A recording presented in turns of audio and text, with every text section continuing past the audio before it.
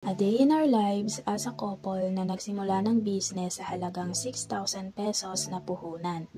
At ang kwento ngayong araw ay tungkol sa How I Handle Our Finances. Hi, I'm Berna at ang aking live-in partner na si Leonard. Mag-partner na kami since 2014 at may isang anak.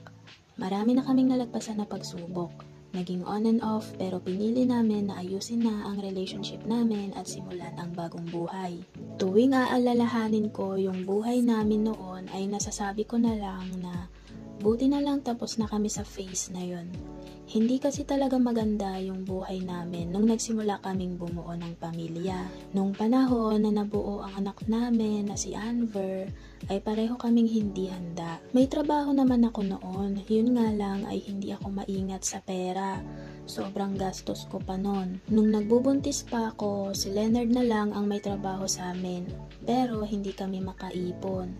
Yung pangpaanak ko galing pa sa utang. Nakabuelo kami nung natanggap ko na yung maternity benefit ko. Yun ang pinambayad ko ng utang at pinangsimula ko ng negosyo. Puro failed ako sa mga hassle ko noon. Sumubok ako mag-ukay, magbenta ng divisoria items, nagbenta na rin ako ng beauty products, nag-Gcash na rin ako at nag-e-loading.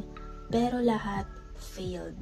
Nung time na sumusubok ako sa iba't ibang business, ay unti-unti na ako nagiging maingat sa pera. Naalala ko pa nga nun, nag-apply ako ng life insurance para lang mapwersa akong mag-hustle at mag-manage ng pera. Halos 4 years na rin yung policy ko na yon, pero sa awa ng Diyos, hindi pa naman naglalaps. Tuwing may benta ako ay nagtatabi ako ng pambayad.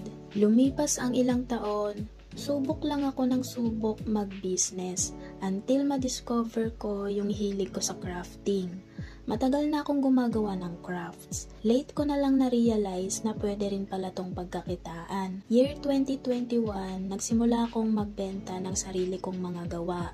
At dahil dito, mas nagiging mahusay ako sa pagmamanage ng pera. Yung dating bili ng kung ano-ano, ngayon pinag-iisipan na kung bibilhin o hindi. Madalas na rin ako sabihang makunat. Pero okay lang, at least alam na nila na ganun ako. Di mo ko basta-basta maluloko sa pera dahil mahilig ako maglista. Alam ko kung saan ko nagagamit yung pera. Kahit piso, alam ko kung may nagkukulang. Ganyan ako nahasa ng kakasubok ko sa pagnenegosyo. Kaya ngayon na may maayos na trabaho na si Leonard ay napapakinabangan ko na rin yung mga natutunan ko sa pagmamanage ng kanyang sweldo.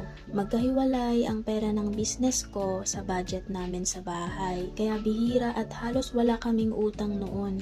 Kahit sa mga tindahan ay wala kaming utang.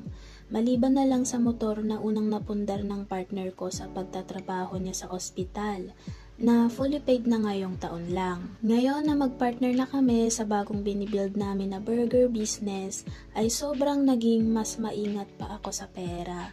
Ang pera ng negosyo at ang sweldo niya sa trabaho ay hindi ko pinagsasama at ginagastos ko sa dapat na pagkakagastusan lang. Yung crafting business ko at yung plano ko para sa business ko na to ay dinelay ko muna para makapag-focus sa burger business namin. Dahil ito yung mas importante para sa akin para maging isa ang prinsipyo namin mag-partner balang araw. Sa totoo lang, wala pa kaming malaking ipon dahil puro bayad muna sa utang. Bago kasi namin na-build itong burger business ay may mga pangyayaring hindi naging maganda sa pagsasama naming dalawa na talagang nakaapekto sa pamilya na binuo namin.